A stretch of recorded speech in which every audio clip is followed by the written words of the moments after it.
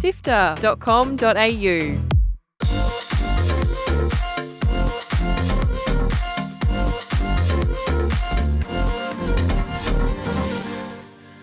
Hi, my name is Kat Jahne, and this is Tales of the Shire with developers Kurt and Jordan on Along the Ride with us. Yeah, hi, I'm Jordan. I'm one of the UX designers on Tales of the Shire. I've been at Weta Workshop for about 5 years now, and yeah, I've been here since the start of this game, so it's been really cool to see it throughout production.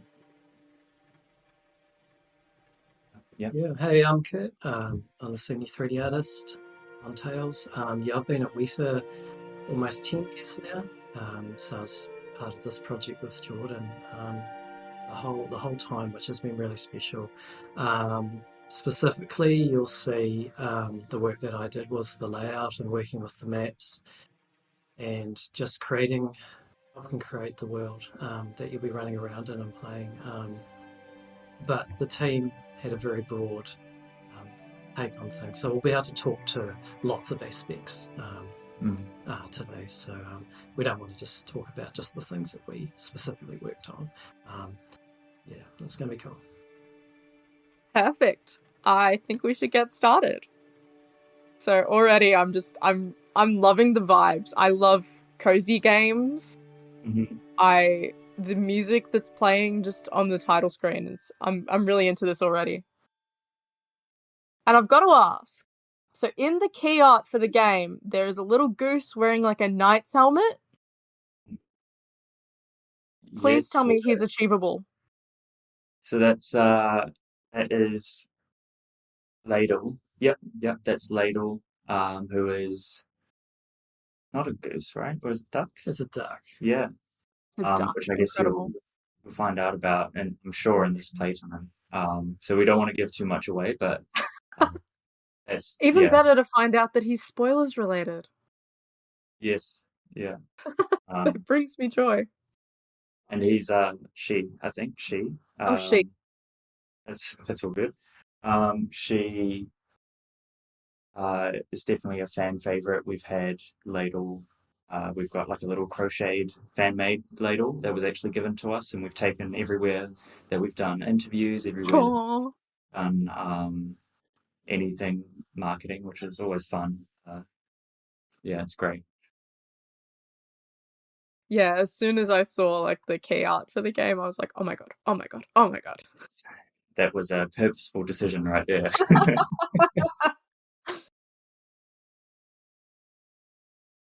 It reminded me of in Lord of the Rings Online that there is actually a purchasable companion that is, I think in that one it's a goose, but a goose wearing armor. Right. So it reminded me of that, and I was wondering if there was any connection, or was it just a fun choice?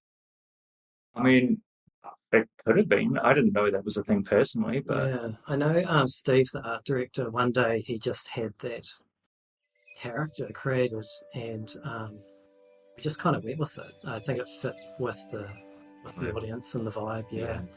Yeah.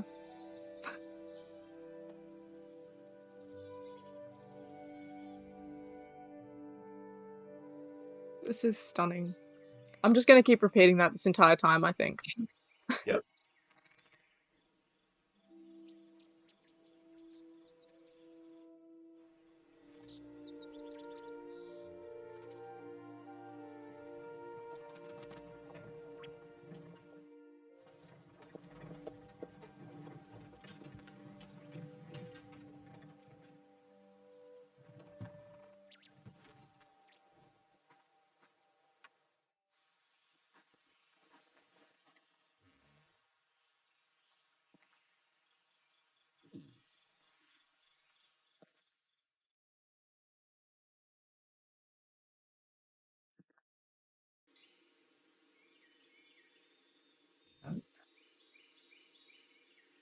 Now you're in character creation.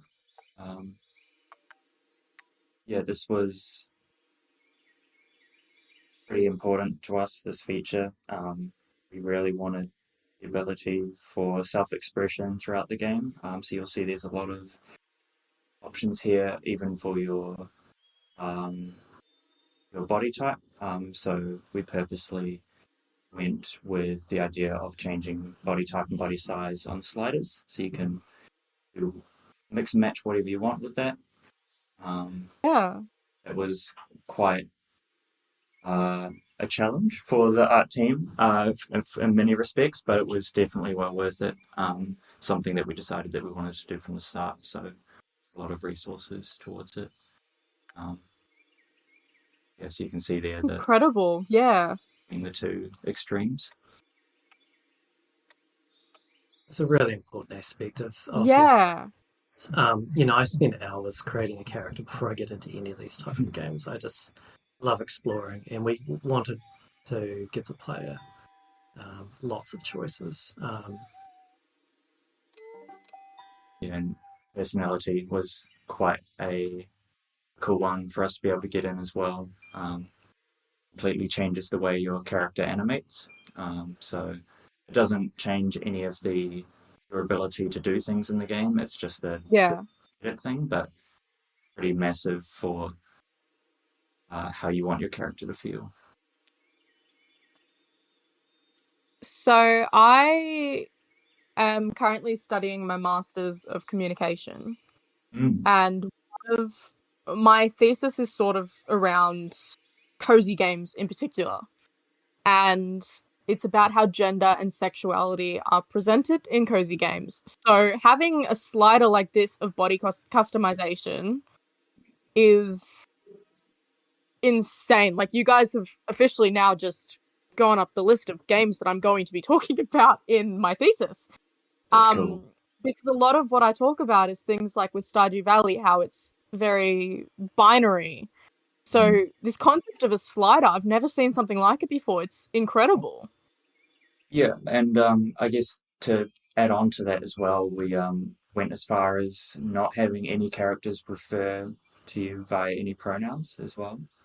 So they only call you by your name. So that kind of that adds to the fact you don't have to pick a binary thing. It can be whatever you want. Your character can be whatever you want. Yeah, and it was a pretty big thing for us to be as inclusive as we can, while still, at the heart of it being true to the world and all of that.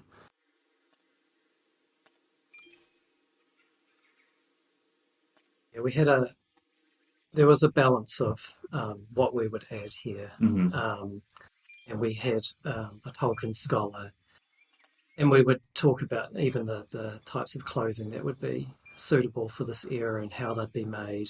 But at some point, we were talking about like hair color and things like that, and what would have fit in this, into this world. So there was a lot of decisions made about it. It was really important to get this, right for the audience, and we made it so that you can just change your character at any point in the game. You can change your name in the game. There's like even a Hobbit name generator, which is kind of fun. Oh, that does sound fun. Yeah, and they're based off names that were fully approved by both Middle Earth and Darren, our scholar. Oh my goodness. We got feet here. Yeah. Big deal. Yeah. Best probably feet here. Yeah. Customization for a game. But it's a really important thing for the Hobbit. Yeah, I remember when, because I helped design the character customization feature, I remember we were discussing all the different things we wanted, and I was like, we can't not have feet here. Like, yeah. When people think of what hobbits look like, they think of the feet, so you've got to customize the feet somehow. So yeah, it was quite fun that we were able to get that in there for sure. The Lord of the Rings and The Hobbit was one of the first fantasy franchises that I ever got into. It was, like, I think I read The Hobbit before, like, I'd even read Harry Potter or something like that. And my dad has always been really into it, and when I was telling him about this game that's coming out and the fact that I was going to play it, the first thing that he said to me was, what about the feet, though? Like, I showed him some of the art, and he was like, you can't see their feet. You can't tell if they've got hair on their feet. And I'm like, Yeah. I'm sure that they've thought of that. I love that you've thought about it that far. Yeah. No, that's good to hear. Yeah, and I guess another thing you can see here as well is all of the clothing are all in separate pieces, but that includes both more masculine and feminine clothing, so you can mix and match based off whatever you want with that. Of course, you've got to have a cape. Of course. We're really proud of the clothing that we achieved, and you could see there like the layering of clothes and stuff together, and you can mix and match. We're really aware of the textures and the fabrics and how they'd go together. And it was just something we really enjoyed. It was a puzzle getting it to work this well, but we're really pleased with it. So you're in the Hobbit name generator at the moment. Yeah. So you can pick one of these first names and last names, or you can type in your own first name. But we still wanted to keep the idea of you having an in-world last name that just felt quite homely. Yeah, I like that. So that you're always technically part of some family somewhere in the Shire.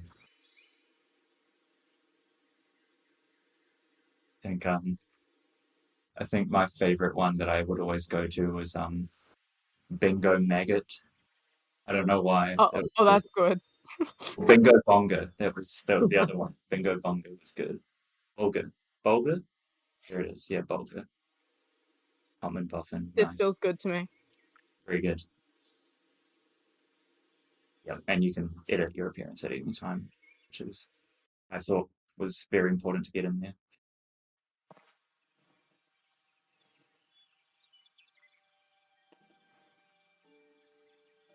Big hat. Massive hat.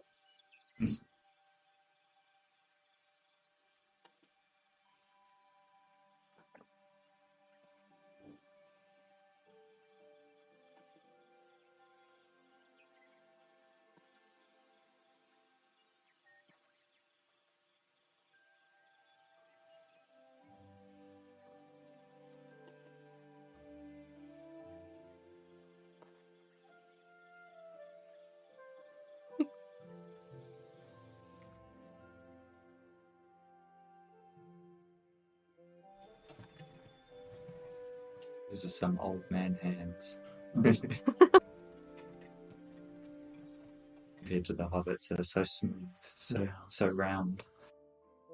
So I had a lot of fun creating these environments, and we had an amazing set of art to place around, and I just had so much. Everything's hand placed. I placed all the trees and sculpted the roads and used Tolkien's maps to create this space.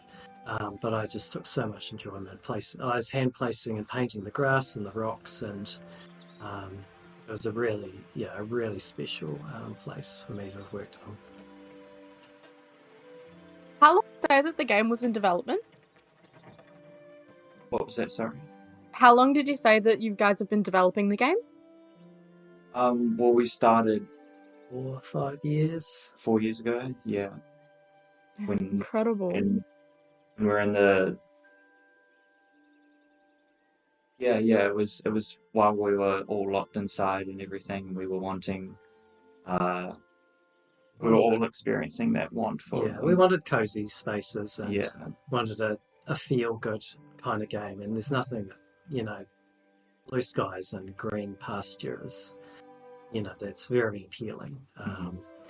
And games start out as just a small idea, and then they grow and grow. And this was a very, we found something here, and it was, people got it straight away, and it was a fresh take on this IP compared to other genres, and no one had done this before with this genre, and we really jumped at the chance of this, and so you've just been dropped off by Gandalf. The name reveal there. And there's lots of little hints happening. Learning how that bird is important to navigation. And you would learn all this by playing it, but even the intro was very carefully put together, and you're actually learning things about the game in the intro.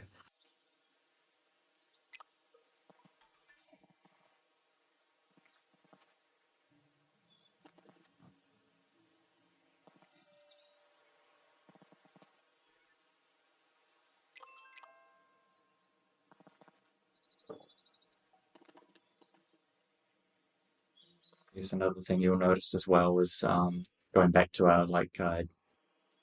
our self-expression.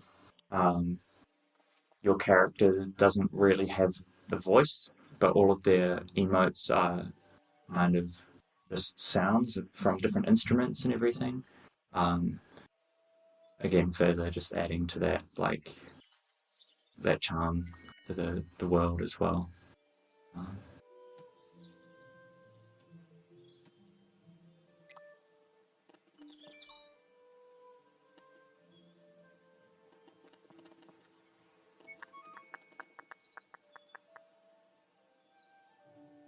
All right, climbing through the window. It seems like.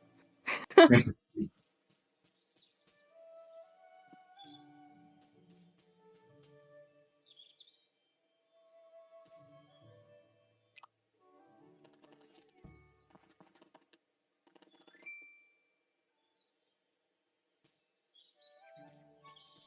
had a lot of fun building the kind of mystery into the space, and what this, whose home this might be, and as you move in here, and creating the flow, the indoor-outdoor flow is a really it was a big deal for us to get this working well, and I think players will really enjoy this. There's no loading, going inside and outside, which was a big thing that we really wanted it to be grounded and feel like a place. We worked with, I got all the Hobbit house books when they were making them here for the films and understanding how they built them, and we had so much knowledge we could tap into, and even people who'd worked on the films and who'd made these houses for the films, and that was a great source of knowledge for me. Yeah, now you're in cooking, is the core activity that connects all of the other activities in the game, and the food is the point of being a hobbit and cozy houses and food, and that ties everything together. So we really went in on the cooking and sharing food with people and getting to know your neighbours and the other hobbits through food, and that becomes essentially the game loop with food, making that really important. I like that you're involved in the cooking process. It's not just press a button, this is the meal that I want. Yes, that was definitely something we wanted from the start. Again, going back to that idea of being grounded in the world and not just all UI, especially. That was something that we wanted to do more of. Yep, yeah. Gonna have your first shared meal with Orlo. Second breakfast, nice. Always important to have second breakfast. Yes.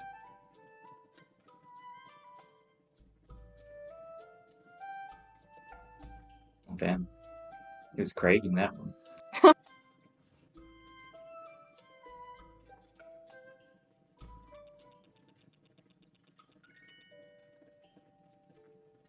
Craving satisfied. Nice.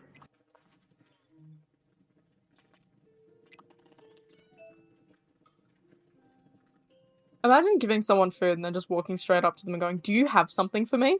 Yeah. It's a pretty realistic experience, isn't it? Nice.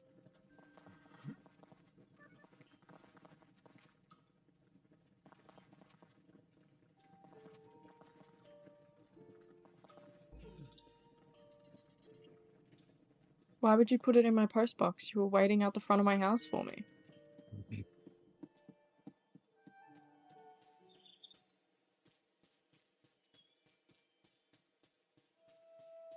I love how whimsical the walking animation is. Yeah, and that's just one of the personalities as well. Each personality has their own full walk cycle, and like idle states and all of that stuff. So it's quite the variety you can get just by changing your personality.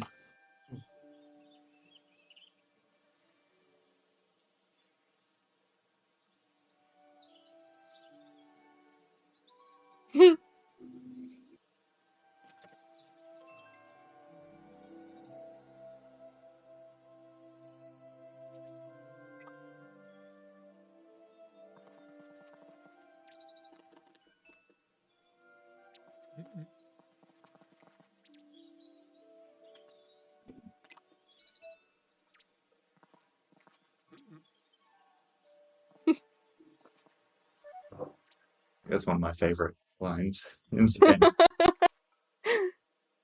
Really shows all his character.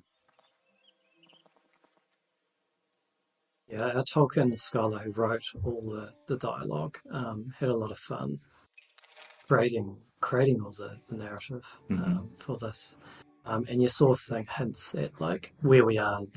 Bywater is a very special place in the Shire, and we're being led to the Green Dragon.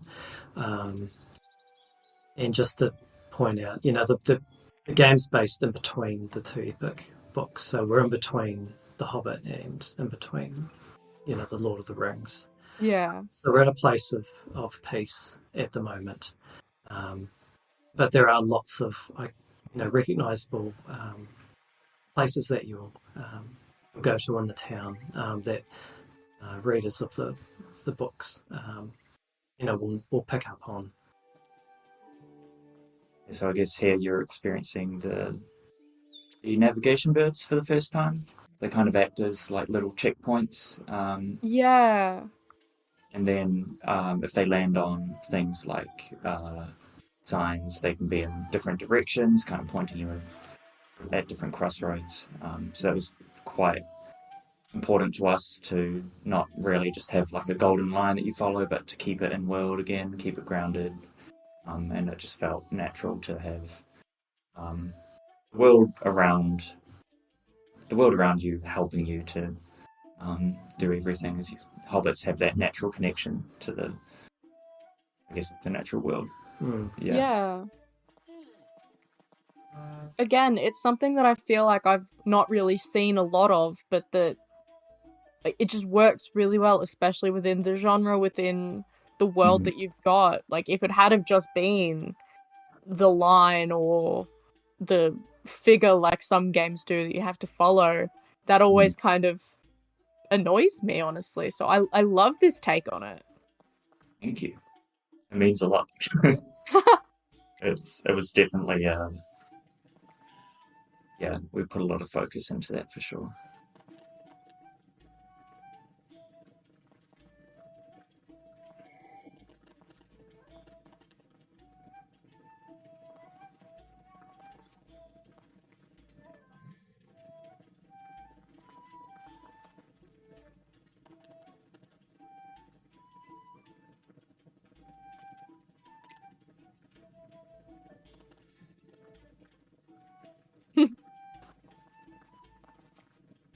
You'll probably notice a few familiar names in the game. Yeah. We've used the books as our main reference and our main world that we're using, and we kind of just wanted to take little bits and pieces wherever we could and just put them everywhere for people to find without really having the need to read the books as well. It's more like Easter eggs, but they're still their own fully fledged characters as well. Like, you'll be able to explore who they are, why they're there, all of that in our game itself, without the need to research them beforehand. And that was quite important to us, so that while they might be an established character, even just by name, they're still characters that you can have a proper friendship with in the game itself. Yeah.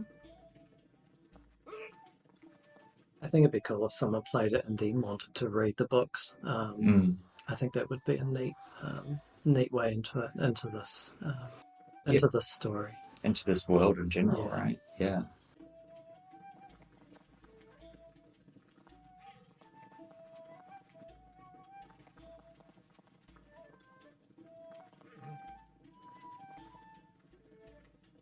Orlo is giving himbo energy, and I'm really here for it. That sums him up pretty well, actually.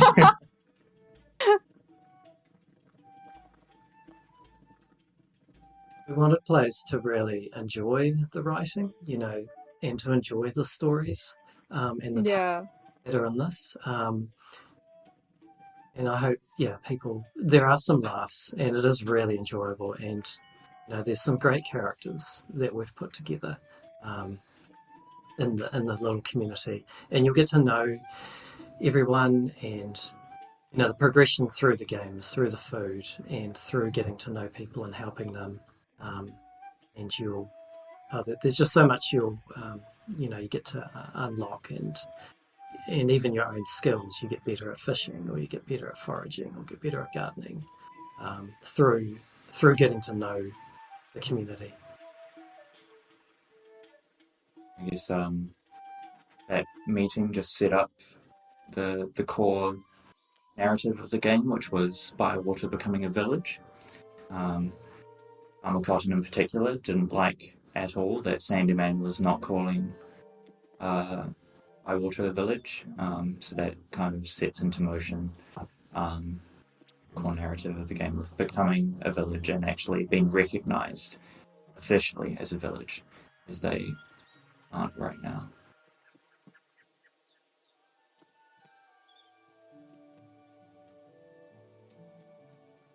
I had a lot of fun making all these wee twists and turns and making the space really dense. Yeah. The overall layout is from Tolkien's map, and I used his great descriptions of the roads. And there's the bit at the end of the Lord of the Rings, the Battle of Bywater, and it's not a very happy space in the book, but his descriptions talked about the specific roads and where battles happened here. So I kind of used that as almost the bones to establish where the main parts of all this map was, and just kind of filled it up and gave it life. And for me, making this space, I'm a big fan of gardening and the sort of English cottages and the Cotswold, and just the lushness and the trees, and really, what does it mean to really live and love, in these spaces. I had a lot of fun making the gardens here, and it was just, it was good fun. Yeah, and this is Old Noakes being Old Noakes. It's the best way to describe him right now. He's quite funny. He's the saltiest person. Yeah, we love this character. But yeah.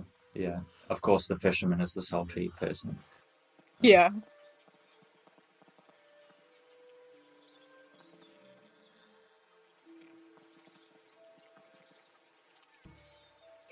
Damn. And Darren, our Scotland writer, actually voiced the emotes for Old Noakes as well, which was funny. They're quite almost sounds like a gremlin in some of the emotes. He's such a interesting old man. Fishing rod unlocked. Yeah, so that's a big thing about our game as well, is fishing is probably our biggest feature that has more of a skill to it, but a lot of our features centre around knowledge. So you saw in that tutorial it mentioned different seasons, different locations, different weather, time of day. All of that impacts the kind of discoveries you can make in the game. as opposed to having the best rod, having the best garden, any of that stuff. It's all about discovering new things as you go, and learning how things work in the world, essentially.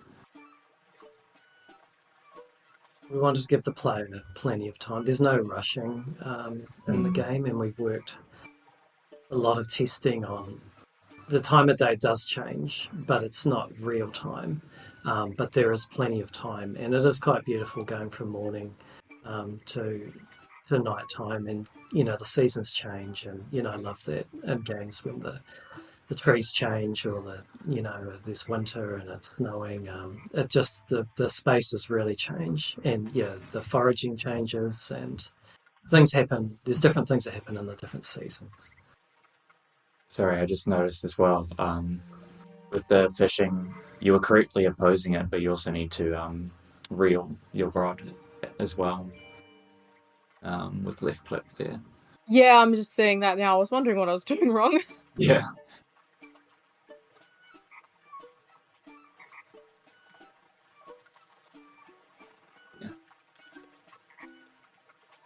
We are tapping the strategy. There you go. Nice. I finally caught something. Fishing is one of those ones that it's actually one of the first features that we made of our game, just as like a proof of concept. It's been quite fun just iterating on it over the course of development, and I'm quite proud of where we are at the moment, where it's it can be pretty challenging sometimes. Some fish that I like that there's a level of difficulty in it that, like, having to reel it in and keeping it to the opposite direction of the fish. I like that that's... Where have my words gone? Not to compare it to Stardew Valley again, but with Stardew Valley, you're obviously trying to keep it within... Yeah. You're pressing the space bar to keep it within this certain spot, and a lot of games kind of use that style of mechanic.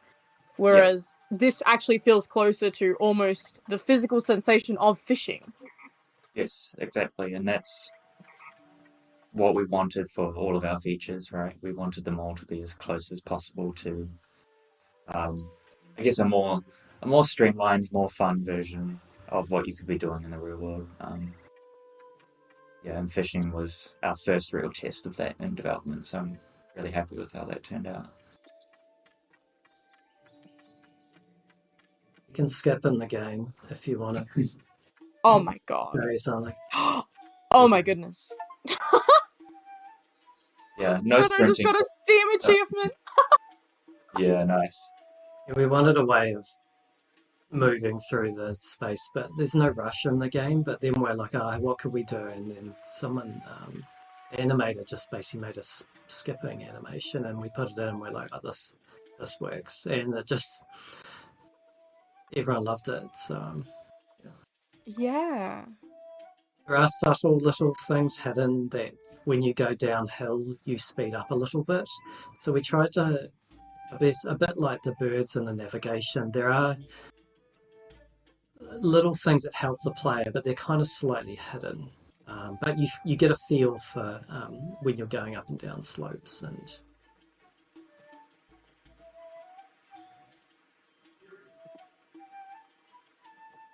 have I missed him?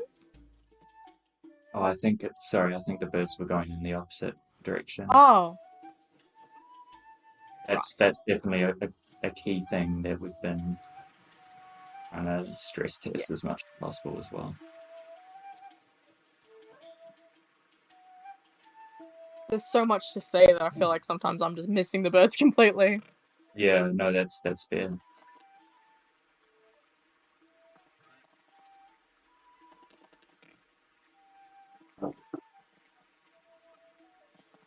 I guess that's the other thing about making, from a UX point of view, of making so many things feel more in world. You kind of have to build up language of it as well. So over time, you would learn more about how things work, and it kind of influences how you go about the game as you go on as well.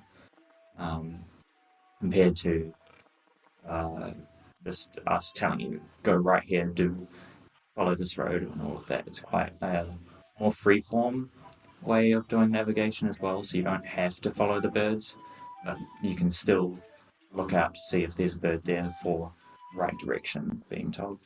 And they'll always recalculate based on if you walk in the wrong direction, they'll change to take you in the right direction if you need it, without being too in your face. I wanted the players to explore as well. Making the space, I made it.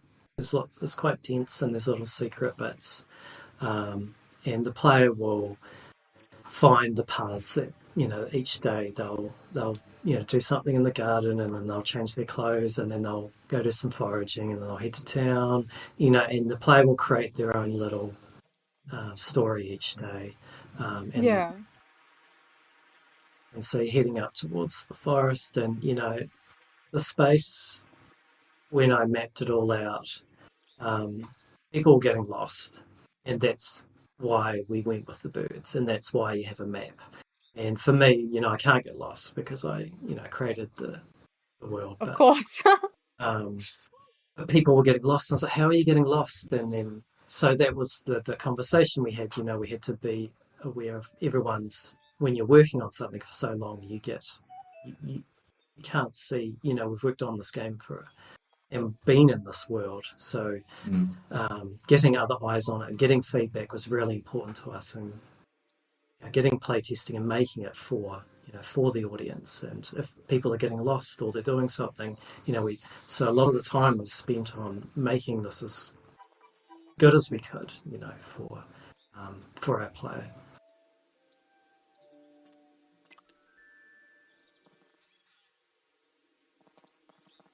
I love her outfit. I really feel like this is exactly how I've pictured somewhere in the Shire should look. You guys have just done a fantastic job. Thank you. That was all Kurt. Well, that wasn't me. Yeah, Kurt, your map is incredible. Thank you.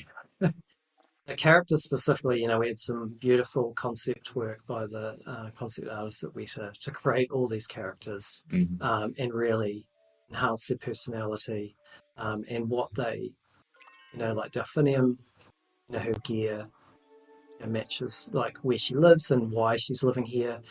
And, like I put Delphiniums everywhere in this area, and you get into the flowers. The Delphinium flowers.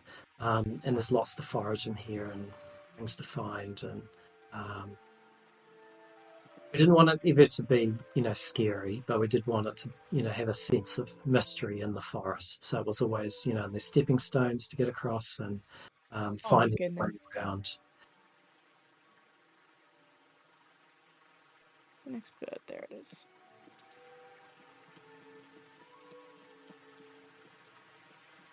I think especially out here in the forest, looking for the birds. I know you just said that the birds came around because people couldn't find their way in the forest. Mm-hmm. But looking for the birds in the forest is making me feel even more in tune with the space, even though I feel like I keep missing them in really obvious spots. Yeah.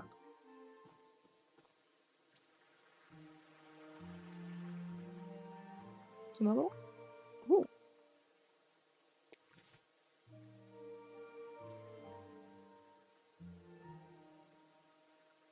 They're also just adorable birds. So they actually they do point in the direction that you should be going as well. So I think that's the big thing with those. It's a little confusing at first. I I think when you first play any game, there's a lot to take in Mm. and sort of get used to what the loop is of a game. Yeah. And just where you are in your cognitive load Yeah. playing these types of games, and how dense it is, with all the lushness and the green pastures and the paths and things. But you do find your way around. Yeah.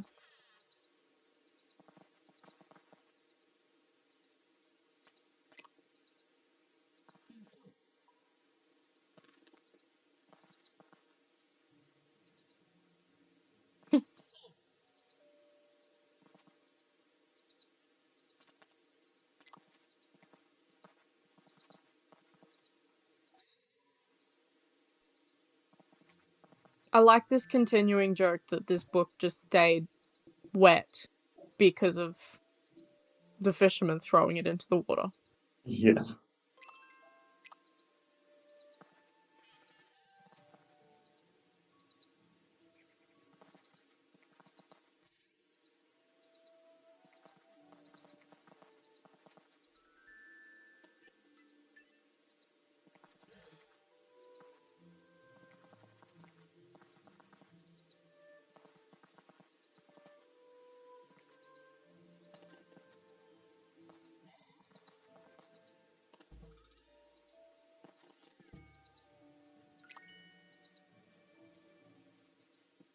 There's lots of little things like in those conversations, even the visuals of we wanted all the shots to have a really storybook feel to them and the compositing of the shots. So we didn't let the player just move the camera on their own. We really wanted to spend time framing the conversations and just making it feel really, really nice.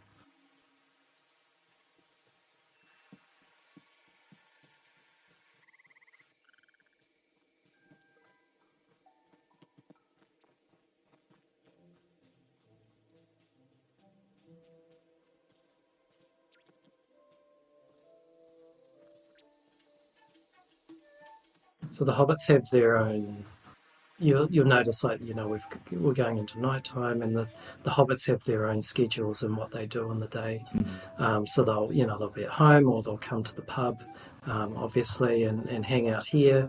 So everyone has their, and you learn where people hang out each day.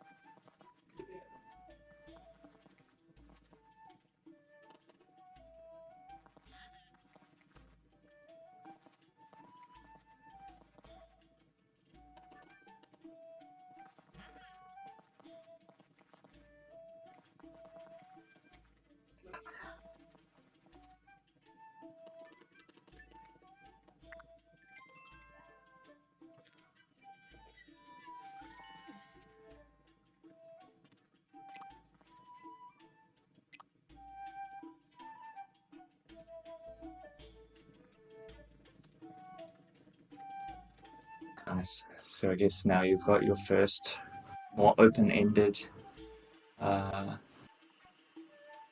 task, which is to prepare 2 meals. You can do whatever meals you want, as long as you share them with Nora and Fosco.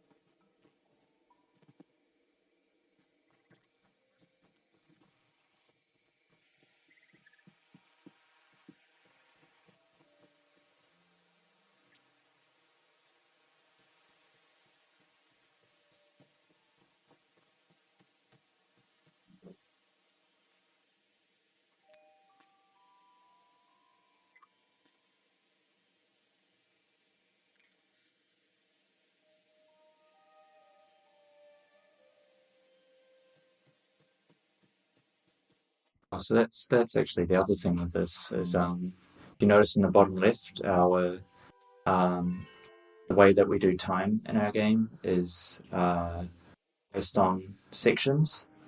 So we have like morning, afternoon, Yeah. night, and that kind of plays into the idea of schedules, into the type of shared meal that you'll have. Depending on what time you have it, it'll be based on that section, all of that. It felt more cozy to us as well to not have a time of day, like digital clock on your screen. Yeah. It just didn't feel right. We were testing that out.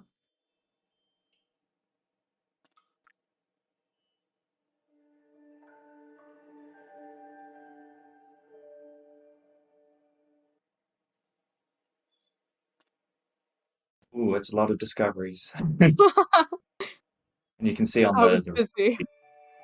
Yeah. So we actually do have a counter for each of those. So if you can actually look in your encyclopedia if you open your little book with the escape button. And then the blue tab on the right. So you can actually track all of your discoveries that you've made, look at all the different things you've unlocked and not unlocked, and also get hints to how to unlock them, and also where to find them. So for things like fish, we made sure to have more information on where you can find that fish, when you can find it, and all of that. And we kind of we liked being able to show and hide different things based off if you've unlocked it or not, to kind of give you a little tease on where to find it, but also not giving you it as well. We're quite proud of the amount of items we have in the game. So many ingredients, so many recipes. And they all have their own preferences essentially for they like to be caught, all of that. I guess we wanted the encyclopedia to be kind of like a wiki for our game, but within the game. Yeah, we wanted it to be useful and helpful, not to obscure things and just be like cryptic about where things are, and then just feel, okay, I'll just have to go online and look this up. Find this. Yeah. The book is useful for the player as they unlock things, and it's really appealing to flick through and the aesthetic of it. Mm-hmm.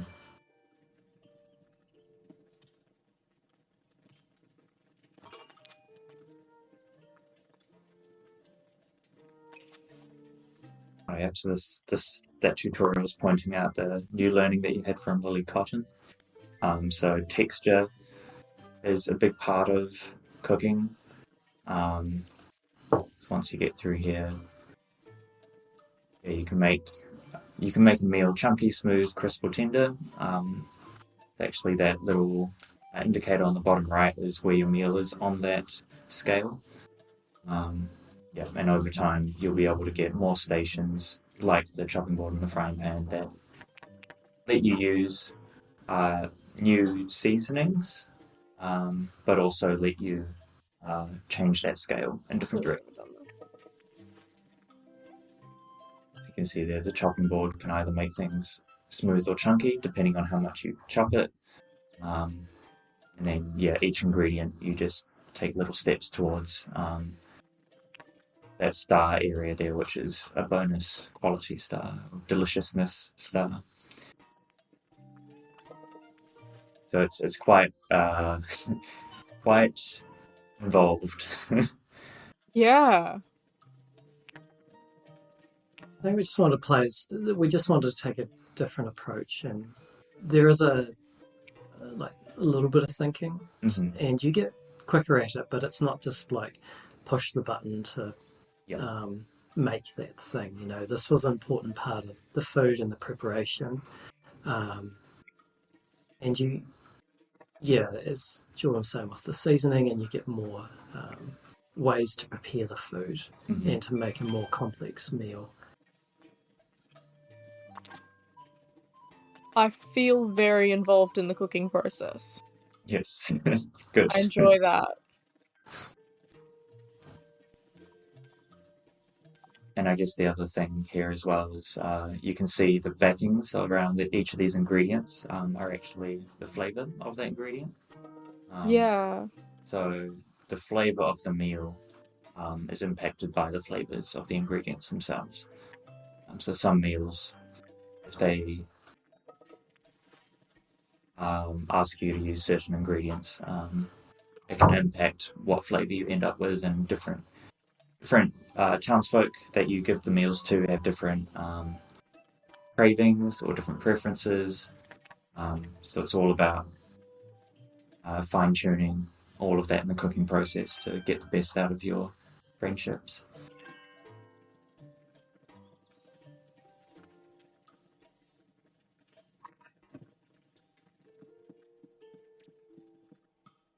Go to my writing desk.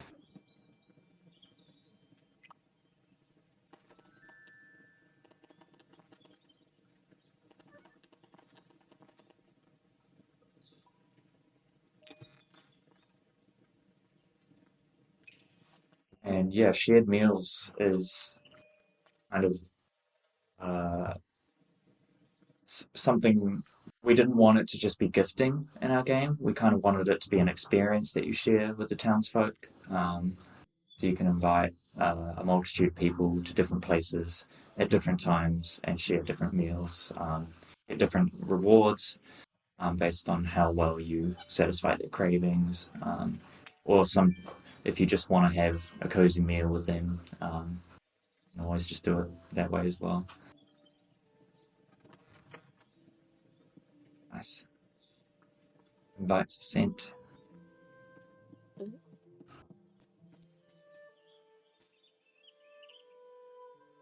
While I'm waiting until the next day to go find out. You've got a few things to do. Yeah.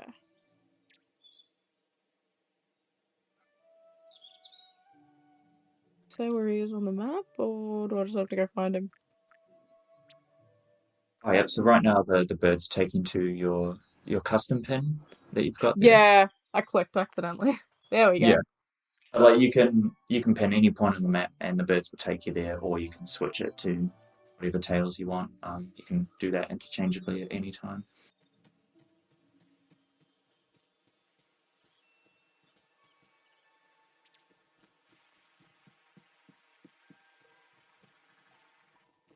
It's gorgeous in the morning light as well. I guess since we're doing a relatively short playthrough, we're not doing 10 hours right now. You won't be able to see any seasons, but Yeah. Autumn is definitely my favorite season in the game, just from a visual standpoint. Even I love autumn colors in general, but yeah, I can just imagine how this space would come alive in the autumn colors. yes, yeah. You have a preference yourself? Spring's pretty cool. We get blossom and there's a lushness to it. There's lots of forageables. We had fun placing and researching where all the forageables would be. Like there were things back there that were growing on the side of the road up there. So we put a lot of thought into like where these plants would be and what season they are, and where they grew, and what would be. When we talked with this Tolkien scholar, and there were just things like everything was thought through, like citrus was a big discussion, and we do have citrus, and it's like a special. It's a rarity. It's a rare, and you will find it in the game. But we had to be just thinking about, where these plants may come from, and you will meet a hobbit who brings in spices and things from outside of the Shire, and that was a way for us to bring in ingredients that wasn't from this region, which let us open up the more meals and make them even more special.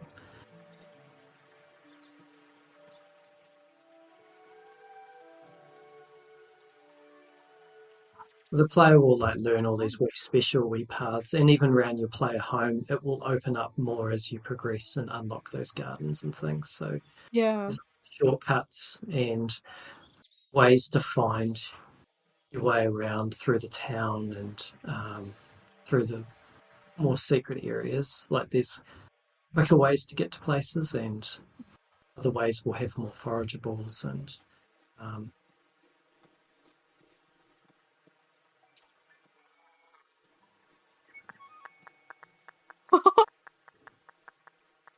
I too applaud every time I see a sheep sit down. Yeah. there's a few wee subtle things back there, like with the birds. Those butterflies back there were actually leading you to that forageable. We started doing subtle other things. Once the bird technique was working back behind you there was some butterflies, and they were indicating Yeah, these ones. that there's something to forage there. I think your backpack's full. Yeah, my backpack's full. We started, when something worked, we were just like, okay, what else can we use this for? And when you start to learn those little tricks that we've added in, really in world, and just sort of add to the grounded feeling Yeah. of the space. This definitely feels like the kind of game that I want to sink like hundreds of hours into. It's good to hear. Yeah, so you can put things in your pantry there, yeah. Nice. And one of the fun things that I was definitely pushing for was the idea of the pantry physically visibly changing based off what you've put in there. So you can actually see now you've got lettuce I've up got a there. lettuce. You've got a And bacon, the bacon on the plate. Yeah. So you kind of, it's also tying into that collection part of the game where, sure, you can discover all of the things, but over time you'll see your pantry fill up and become more lush with all of these, well, however many, is it 100 ingredients we have or something like that? Not sure. I know the layout artist, she had a lot of fun laying out the layout for the pantry because it's such an iconic space, where the food's stored, and it looks awesome when just simply the pantry is full of all the ingredients.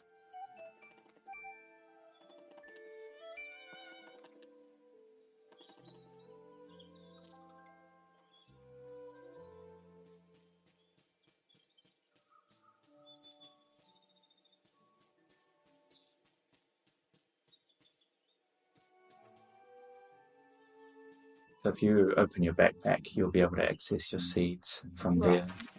Backpack is tab. Seed bag. There you go.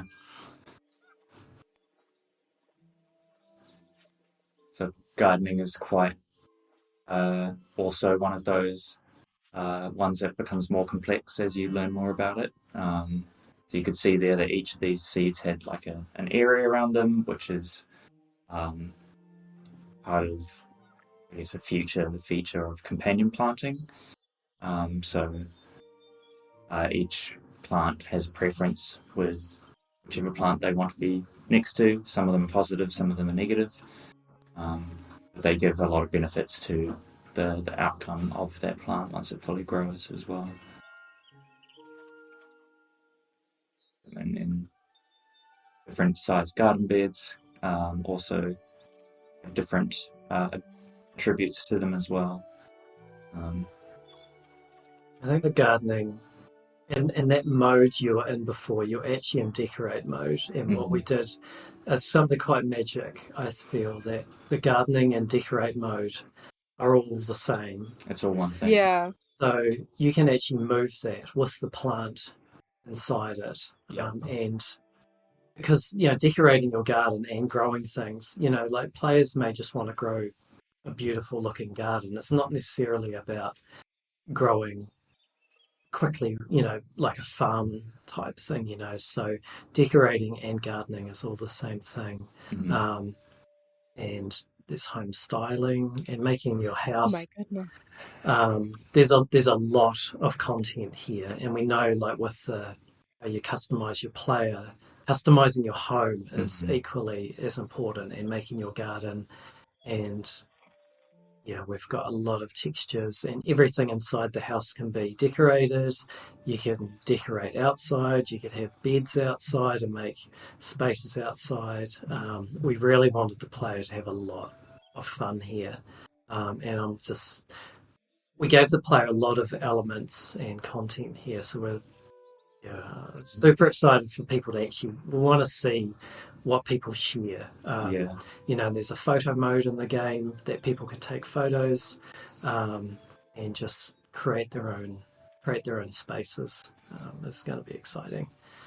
And this is one of the features that I actually did game design for as well, not just UX design. So I'm quite proud of how all of this turned out. Like, the amount of things I asked for as a designer was a lot, but what we've got is a really cool, functioning, very expansive customization feature for your home. As you saw, you could change each individual wall, each individual window. You can set it to be in the whole house or just that one. Right now, all you're doing is the exterior. You haven't even got into the interior. So yeah, it's quite expansive. And over time, as your Hobbit hole gets expanded, as your garden gets expanded, you'll get more options and just really turn it into the home that the Hobbit hole that you've always wanted, right? It was that fantasy of having a Hobbit hole.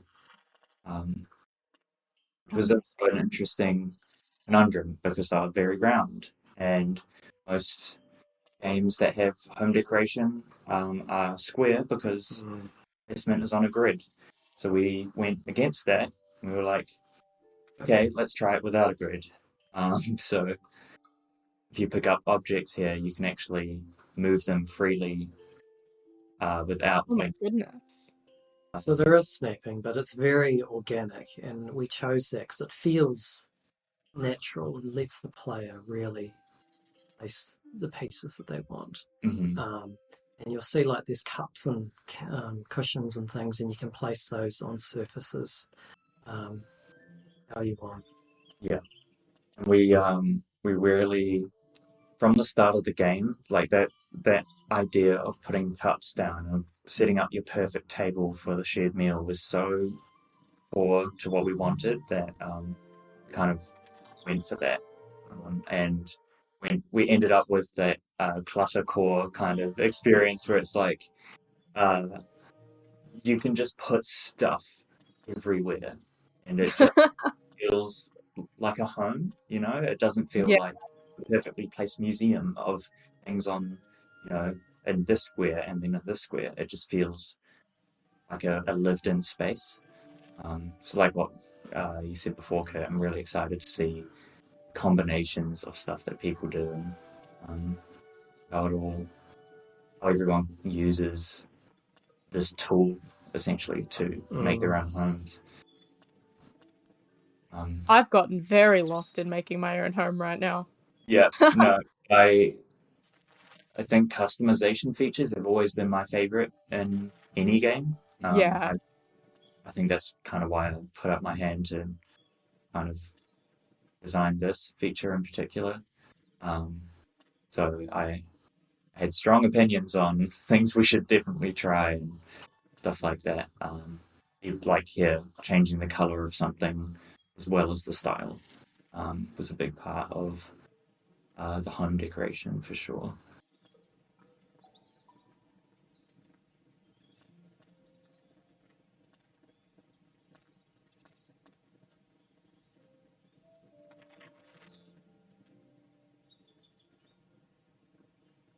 I guess the other thing as well was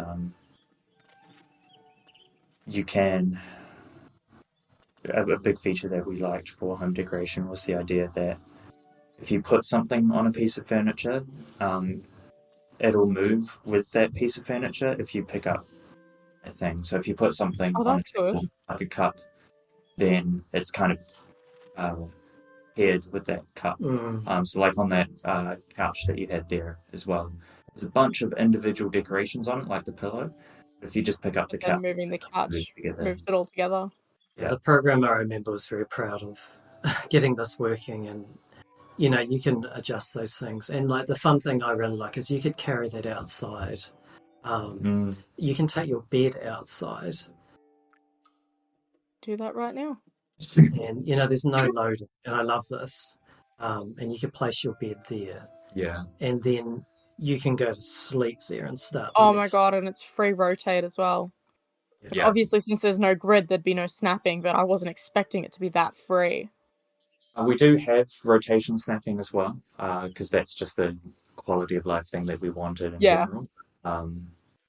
We definitely wanted, because that's a conundrum of having especially rectangular shaped items in circular rooms.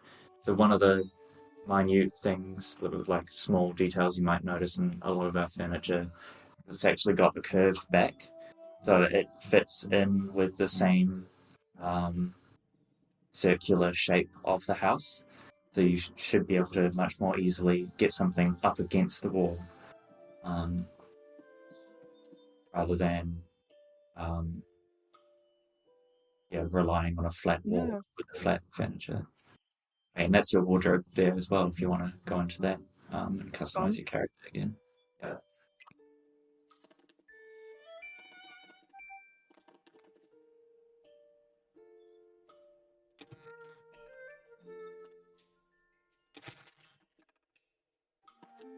I guess one of the notes here is that you can change everything that you did at the start of the game. You can change at any time. You didn't want to hold the player to their personality, their facial build, their name even, you can change.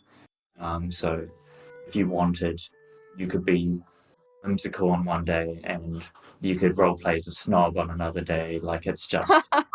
you wanted the player to be able to express themselves at any time without real restrictions there. And you unlock a lot more clothes. There was a shop in town with a couple of the Hobbit characters. And you'll be able to get lots of clothing and more decorations for your house as you get to know them better. The letterbox is really important.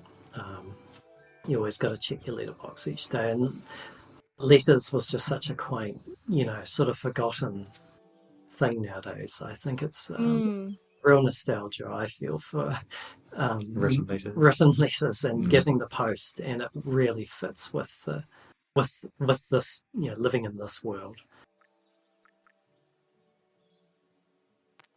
Young Tom. Go check on young Tom.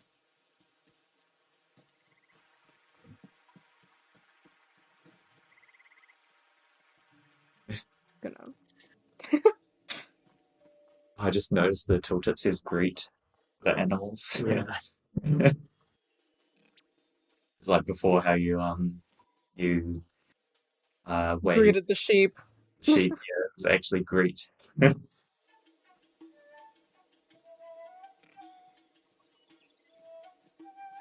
Young Tom was just behind you there as well. Behind me? Okay. Oh my god. There's just so much to look at. Yeah, it's like Kurt was saying, we didn't want the map to be too expansive. Yeah. We wanted it to feel like a close-knit community, but also like a close-knit world itself. These are hobbits, after all. They kind of use their spaces a bit more smartly with what little space they have. Because they're smaller, they can do a lot more with it. The scale of the hobbits was interesting, and getting the scale right. And we'd be running around and people were like, is a tree the right scale? The tree seems massive, but like Hobbit is a halfling. It's, half. Yeah. So some trees are real scale, and even some of the produce that you'll grow will be massive. The pumpkins and things are huge.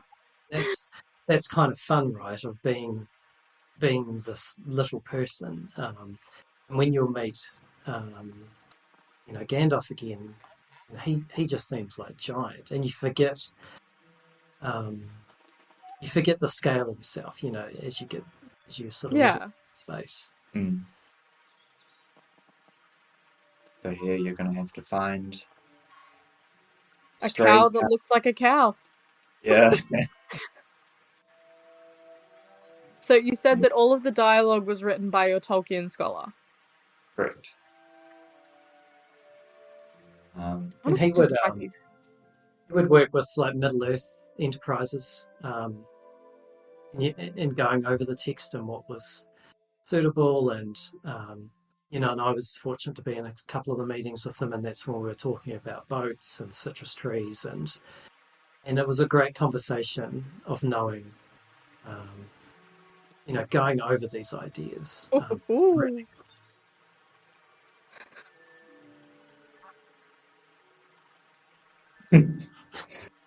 Yeah, I'm where I belong. A literal sitting duck.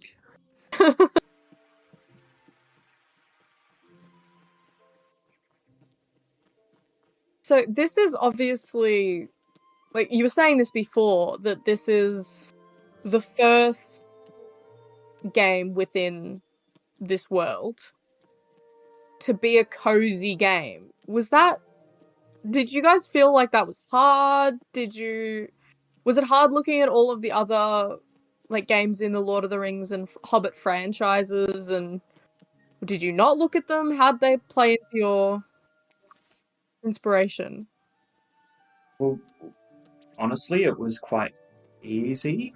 Like, from an idea point of view, it was just like, well, hobbits in the Third Age, especially, which is when this is set, Yeah. It was an idyllic life. Like, that's when it comes to the events of the Lord of the Rings. They're fighting for preservation of an idyllic world back home in the Shire. And it was kind of just we could kind of let our minds run free based off, like you're saying, the writings that Tolkien had already done, the illustrations that Steve Lambert, our art director, actually used as reference for all of the art direction in the game. It was quite a match made in heaven, really, of the cozy genre and the cozy vibe, cooking, doing these housework things with hobbits in the world of Middle Earth.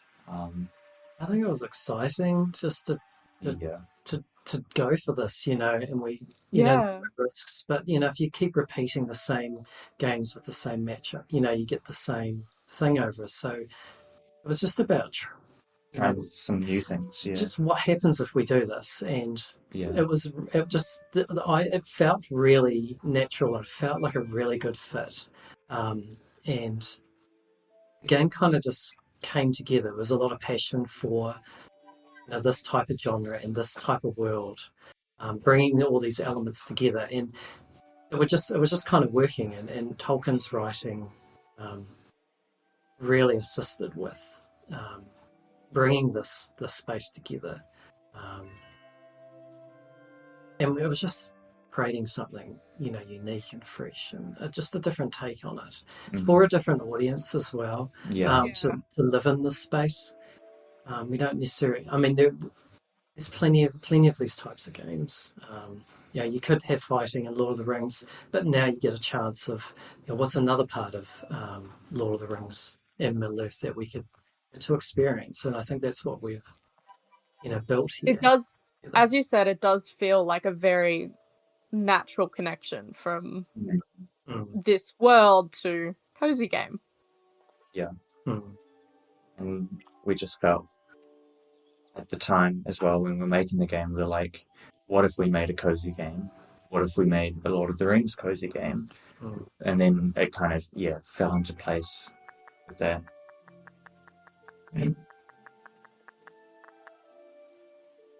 Just a little eye glint there. I love the scale next to the cows. I know you were just talking about the scale, but yes, you don't notice it until you walk up to them. Yeah. Like, even when she was lying down before, I was thinking, like, that's a big cow, and then beef from a tree? I'll be. And then she stood up and I was like, oh, I'm tiny. Yeah.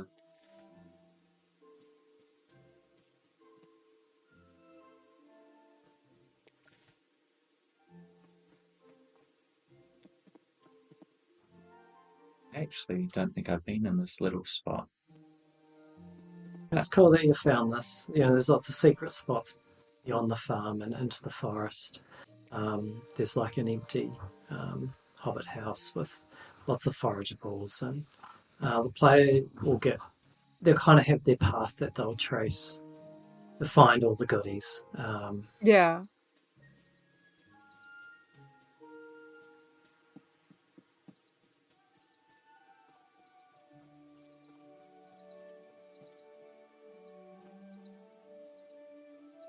And like the flowers, they change each season, and we had a lot of fun, like the foxgloves and the hollyhocks there.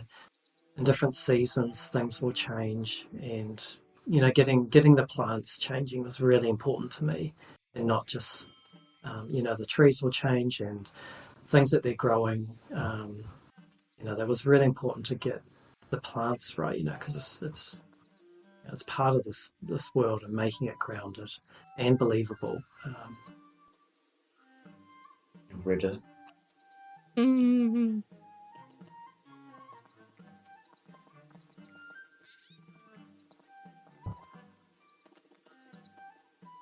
Just noticed some of the framing of this works perfectly with the riddle. But it's also like it's not intentional. Because I guess the big thing with this as well is we had to solve for talking to any character in any place at any time based on wherever they are. So it's like it was quite a technical thing to figure out. Yeah. Oh, nice, and you got it instantly. I hope I didn't get if I talk. Look, a little bit. Yeah.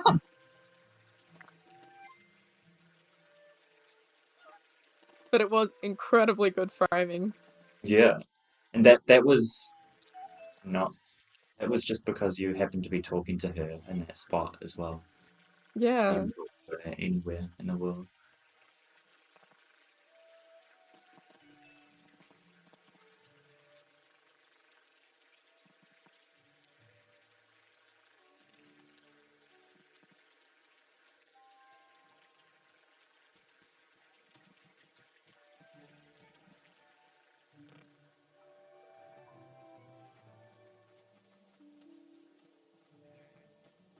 Do you guys have favorite locations on the map?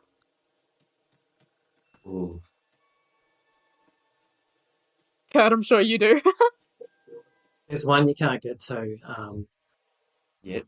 in the forest, and you'll get it later in the game. There's areas that you'll unlock through progressing with the characters, and there's a couple of really special locations, and we made them that they'd be quite iconic and Yeah. memorable when you get to them.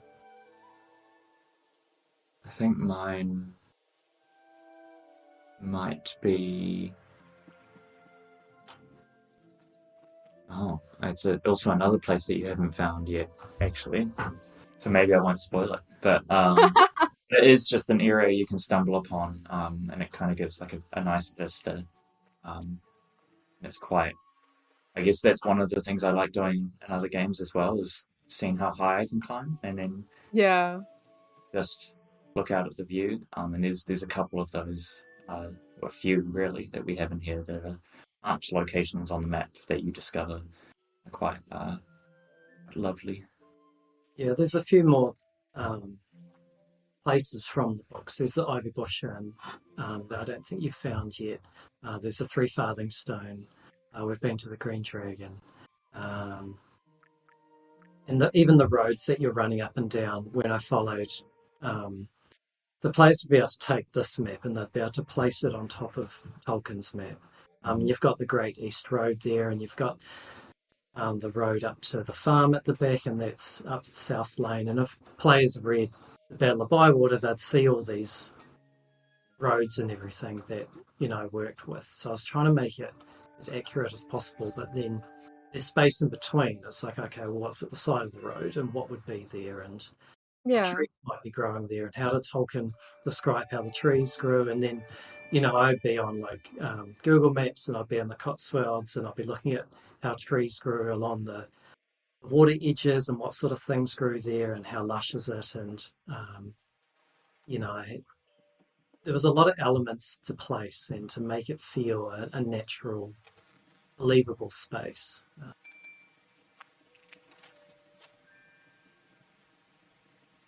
And you can see here some of the RSVP mail that you got this morning actually tells you what they're craving. Oh. Apart from that one. Don't worry, that's already fixed. Don't worry about that. But if you go down to Fosco's one, at least. Yeah, it was saying that he wanted something tangy. Tangy and tasty, yeah. So that's a purely optional thing if you want to do that, but satisfying your craving will actually give you unique rewards for that character as well. Yeah. So each character kind of has their own. I think we have as furniture. They have their own furniture as well that you can unlock that are all themed around them, have their own descriptions that kind of give more insight into their world. That's quite a. It's like you're building a relationship with them, but you're also learning more about them just through the things that they give you and the life that they've had with these, I guess, more sentimental items. Yeah.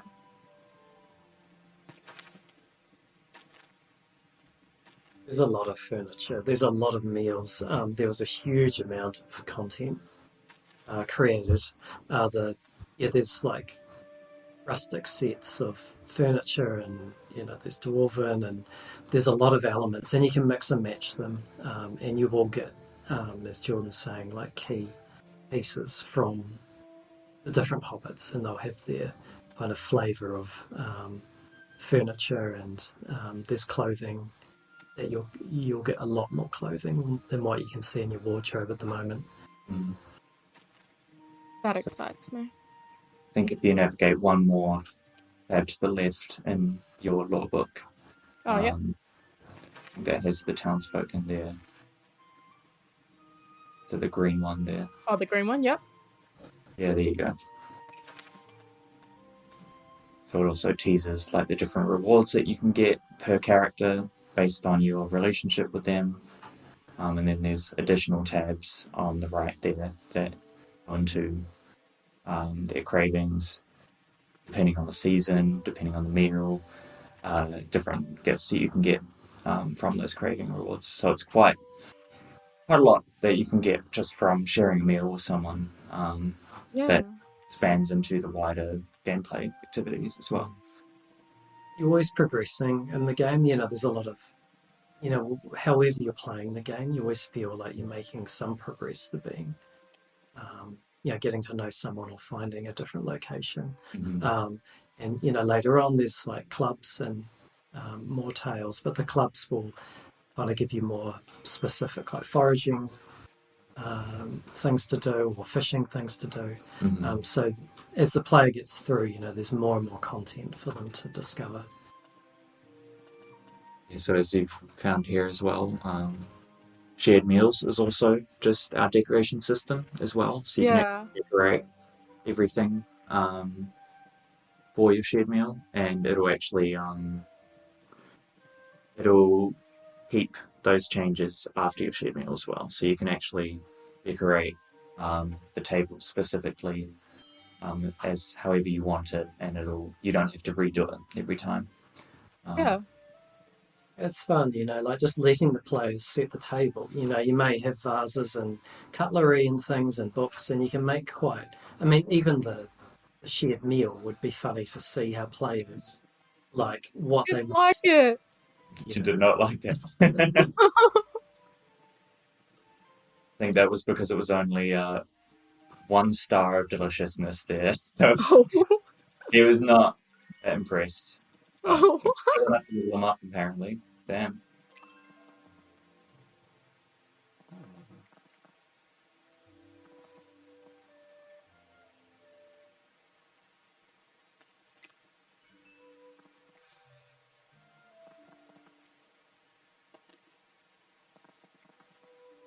I think rainy days are my favourite. And by what I just love, I love the vibe of like the rain and running around looking for things, and don't have to water your garden on rainy days. That's always the dream. Always a benefit. Yeah. Oh, it looks like you finally found something. Key for the desk drawer? Yeah. You can kind of see around this garden as well. Like we've put little teasers to things you can unlock. Yeah. The garden gets bigger. The player's home gets a lot bigger. There's boarded up. There's a bit of behind there. I love how that massive book was in one of those drawers. It's game logic right there.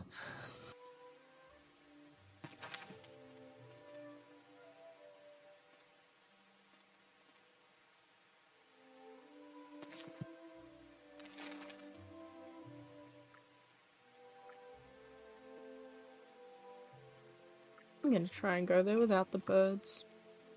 See if I've got the hang of it yet. I think that's my best thing about the birds for me is that even if you have the birds there, they're not explicitly telling you go this way. It's because it's more in world, you can kind of choose to ignore them. It's not as in your face. Yeah.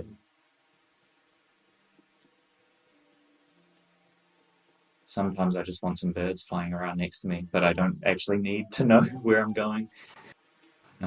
It's just fun having life. I mean, we had, we put the pigs in the town centre there, and there's chickens, and the chickens will run away from you. It's just adding that, just life around the area, and all the flowers. Everything was hand placed, and I'm really proud of that. And there was no systems for decorating around here. There was no AI to place things. Everything was hand placed with purpose, and painting the stones on the ground and painting the grass. That was part of for me, that was the real enjoyment and pleasure of putting the space together and taking my time to put it. And I hope players will recognise how the environment's been put together and how the paths connect and how they find the secret paths. And there was a lot of thought putting this puzzle from Tolkien's map and his writing to putting this world together. It was a big task, but it was a lot of fun, very enjoyable.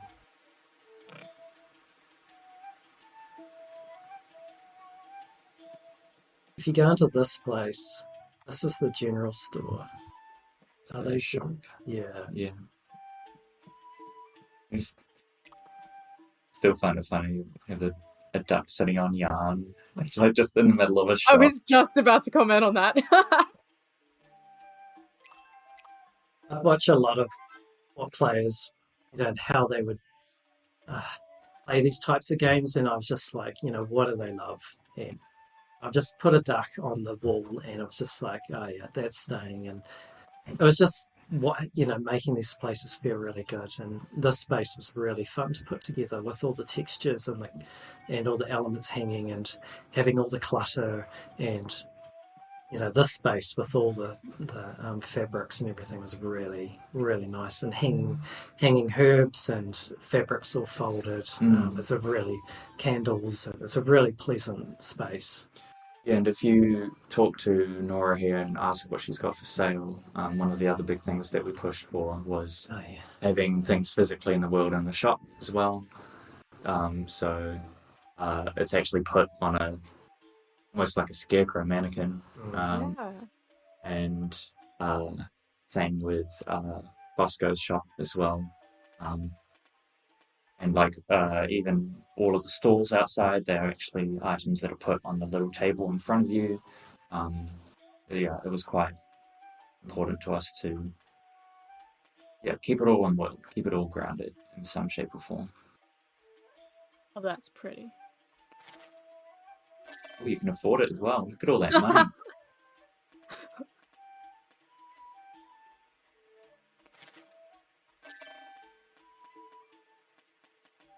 Nice. Very noticeable green shirt.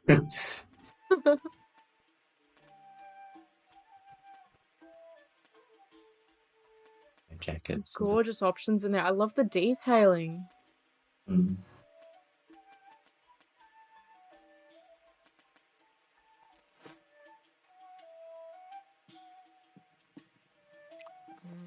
Yeah, and those little bells are actually used because all the townsfolk doing things all day. Most of the people that have shops will be at their shop, but if they're not, you can ring the bell and then you'll be able to talk to them and buy something from them. Because that was definitely an issue that we were coming into. It's like, well, Yeah. if it was complicated, how do we make sure that they're at the right place at the right time? And yeah, there's a lot of little things like that we were interesting problems to solve. I like that that's a problem that you actually solved. I know of a lot of cozy games where when the characters have their own schedules, if they're not there, they're just not there. Yep. And you can look up their where they currently are on the map at all times, but also like we have a schedule view in the map as well that kind of tells you just a list of like, is this character, I think it's tab here. Yeah. So like that just helps so much with it says what they're doing, not just where they are. Oh, I love that. Yeah, we wanted to take away some of the friction of hiding these things from the player or punishing them for, you can just ring the bell and, invite them to their shop. And, at night time, you do have to go to bed, but it's not like you fall asleep and you lose all your items. It wasn't punishing the player for this type of game. And giving the player plenty of time in the day to, do everything they need to. Mm-hmm. As I'm sure you've seen, your Tales log, your things to do, is quite full of things. So it's like it's a lot that you could be doing throughout a day, and this is only the start of the game. You haven't even unlocked some of the additional features yet. So we're as you progress through the main story, more and more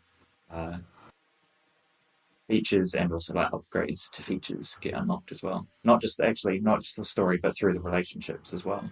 Like when you saw in the townsfolk in their log, you can actually unlock entire new features through their relationship as well. It's always fun.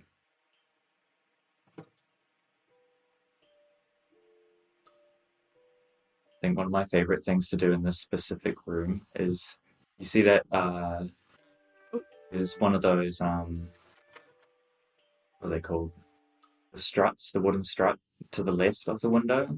I always like turning that one into the curtain one, and then having like a little like seat next to it as well. So it's like a little like reading. A little bay window. Yeah. Every time I play, I'm like, okay, I have to do this first before I can do anything else. It's fun. I've never thought. I think that just shows how I'm just wanting the game to get into players' hands and see how what combinations they sort of put together and how they interpret things. And yeah, you're a genius. That looks fantastic. Thank you. It's all. I guess at the core of most customization, it's just telling your own story through something, right? A self-expression. And like for me, I've always loved putting little stories on little sets of furniture that you might have, or like I'm putting a bunch of paintbrushes and stuff in this cabinet and it's right next to this chair, so that means that this chair is where I always do my painting, versus this one which I have my cutlery next to and all that. So it's just like, yeah, there's so much you can kind of, so much world building that you can do just with changing how something looks. And I've always loved that about home decoration and like map creation and stuff like that. Players will make this their own home, and that's Yes. what we wanted, to let the player have all these choices, and that's why we give the players so much ability to move things and stack things Yes. and make things look messy or make things look tidy. And all these elements, all these props and assets, they're all the same props that I decorated the other houses with. So the player will get all the same things. So it's all the spaces are really consistent and balanced. You know, you're not getting different props or different scale. Yeah. So all these things, you may recognize some of these bits around the world, or you may have bought some vases or some cups, and then you'll see them in town. I think that's really important to give the player all the pieces, and you'll unlock lots of stuff for decorating outside in your garden, which is something we haven't quite got onto. But you know, there's a lot to do. I love your new character now as well. That's such a great outfit. I like that it worked how it worked in my head. Yes. You probably also noticed as well that the descriptions of every item is actually based off character saying something as well. It's not really like a third word to description. It's like, okay, Nora says this about this skirt, because Nora is probably the one that made it, you know?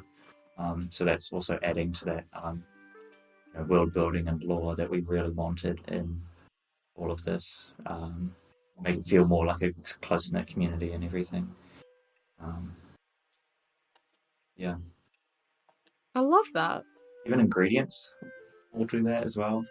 I'm not totally sure if it's every item, but it's definitely something that that little just it was interesting as well, because we had to make sure that it sounded like a character, and that's what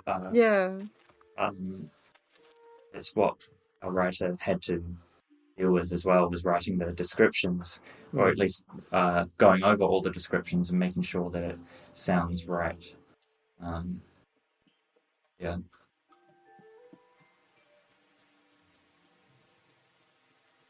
So I guess right now your objective is to increase your fellowship. So that's kind of what we use in our game as our main progression through the story. So if you open your Tales log, that will show your current progression. And that's it's a good indicator of your relationship with the town, with townsfolk, and just how they see you as well through the main narrative of the game. You'll feel the game sort of the start of the game is sort of introducing you to a lot of the mechanics. Yes. And you would have felt a little bit, not funneled or handheld, but just trying to show you how the game works. But now it starts to open up a lot more, and you really have a bit more choice. And it was getting that balance of, like, if we had none of that, then the player will just be not understanding, how anything works. So you're starting to feel you're making more of your own choices, how you want the day to happen, and how you progress through the different tales, and how you get to know the different characters and unlock some of the more secret areas. So Delphinium's is a really fun space. Delphinium's home here is a giant tree stump. And you can actually make your way to the top up there if you went round if you come back down the path, see a Delphinium walking back up there. Doc.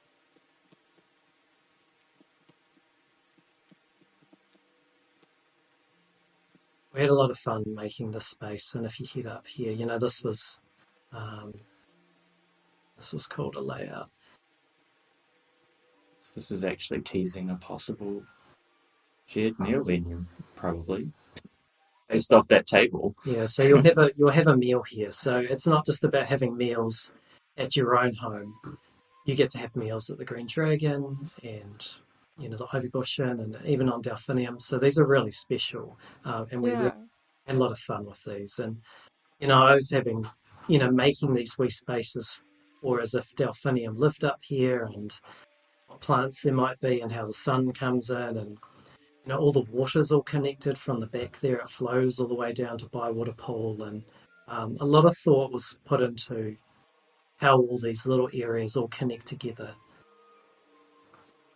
There's some butterflies there.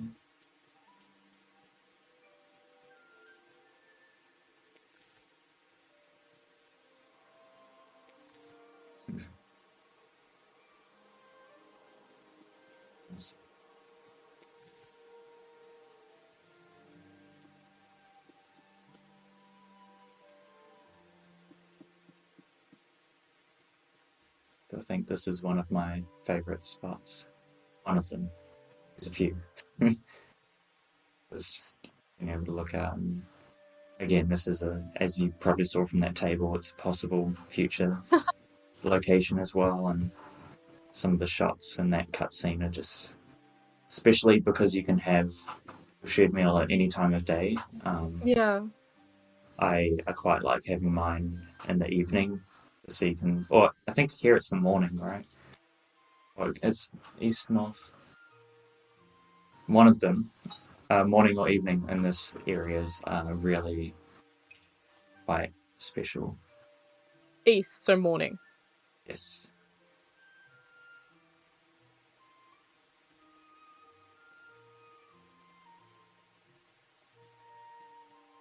You should And I'm going a little bit faster when I go downhill. Yeah. Ooh, I want to skip down the hill, yeah. You can skip up the hill, and it's funny because you're going so slow, but you're still skipping.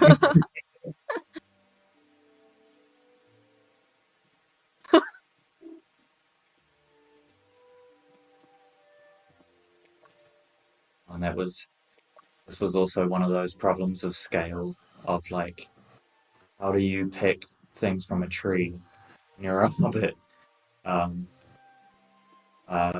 There's so many ideas around there, even to like do like a full animation of you doing things, and it was just like, that doesn't feel right, So Yeah. we really did our best to.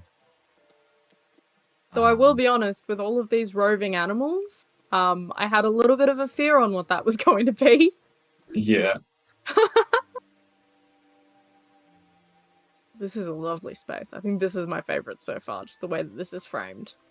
Yeah, nice. It feels warm.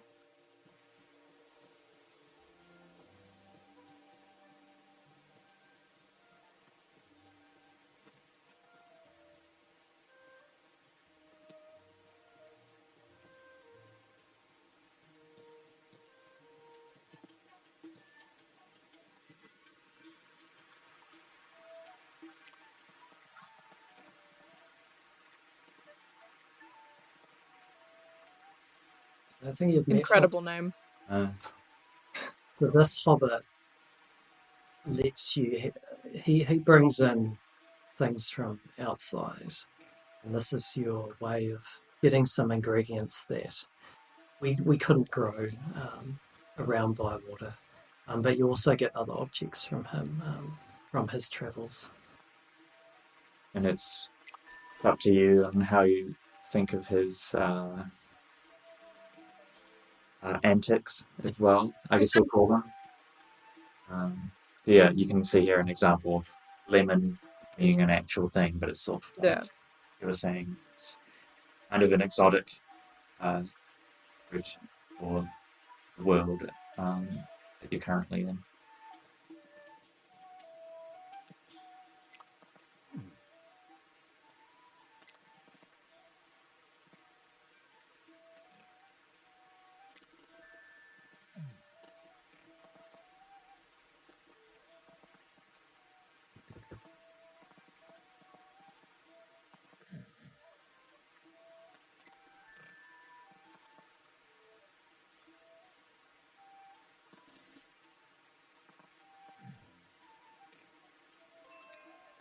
gosh.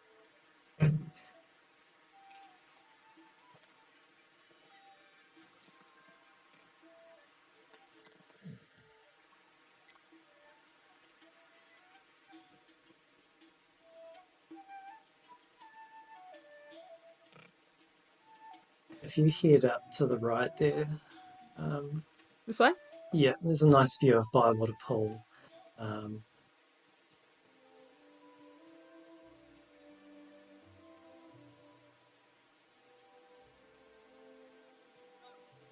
And if you head up this way, just to show you, there's another, if you turn around, Oh, turn around. yeah, and That just way? head this way, I want to show you another character I think's pretty cool.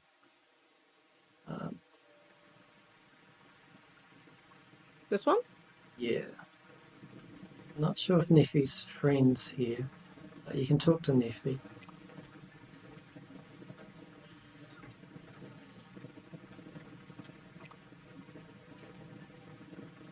One of the things that was quite fun for us as well was each townsfolk has their own nameplate and dialogue box visuals. Kind of reflect the kind of character the Neffy's all made of stone, and she's got the blacksmith anvil and all of that. Try to make it look, and the dwarven icon on the right, you can kind of notice like little bits tied to their personality as you talk to them. The concept artist had a lot of fun with making a female dwarf with the beard. And Neffy's duck ladle is sometimes it's here wandering about, but they come together. There's ladle around. Don't know. Not there right now.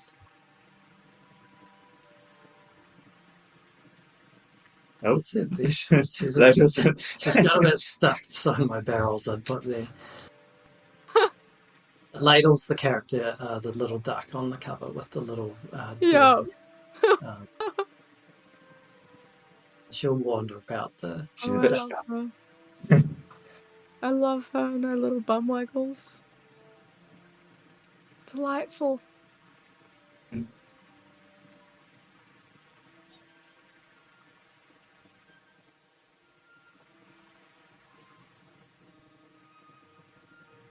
So there's all areas like that there's locked off for now that you would unlock with getting to know Neffy a bit better. Yeah. And unlock more fishing spots. There's like little swampy areas, and all these little spaces will just open up a bit more, and there's more secrets for going underneath the town and things that we've snuck in there.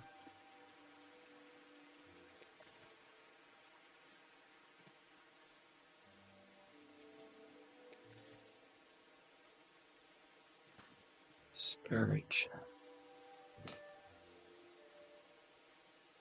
There's so much to discover. I keep saying it, but you can see all of the love that you guys have put into it. Thank you.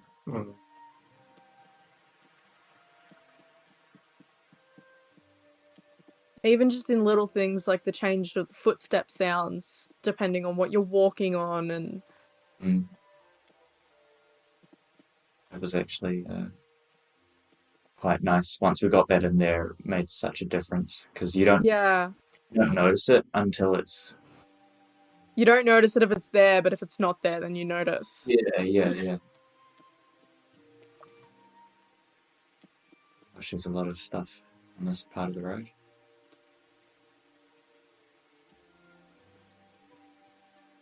Yeah, we had lots of beautiful original music, composed, and the sound design, just bringing all these elements, together. Yeah, because both, they did both the music and the sounds, right? Yeah, all done by one person. So, they had the full audio soundscape to themselves. It was quite cool. And fish off that bridge there. I made a wee fishing spot. I thought it was always cool to fish off a bridge.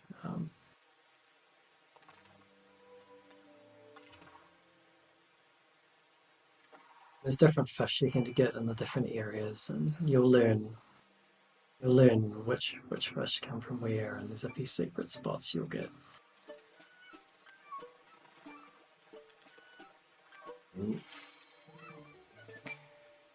Oh, these are the easy fish.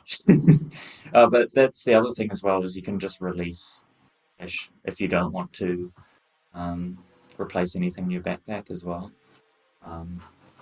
You can just do it for the sport and not actually take any of them.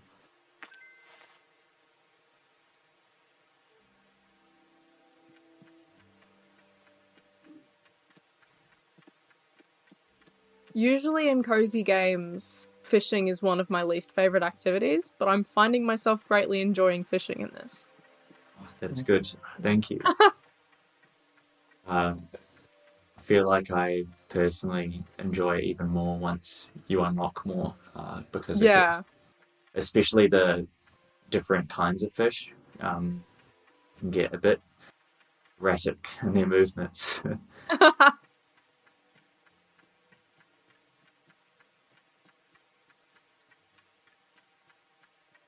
And you will get your front door there. It's all boarded up and things. You need to find out who can help you with some of the house there. But yeah, you will get a nice, amazing front door. It's just a bit full of cobwebs and boarded up there, but it's definitely You will get the premium Hobbit front door experience. Yeah.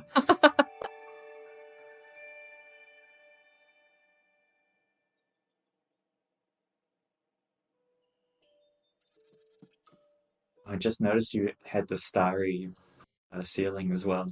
That's great. Yeah.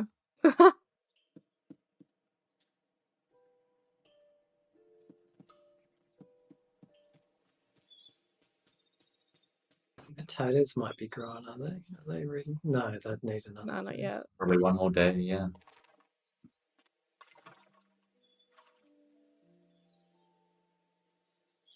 Oh, out of water. You can fill your water up just behind you there. There's a bit of water. At the lake, the you pond. walk down, so there's a wee pond behind you there. After you turn around. This way. Yeah. The little pond that you can... Just to the left, you just walk and get some water. Yeah, so you can actually refill your water at any water source. Lovely. Is...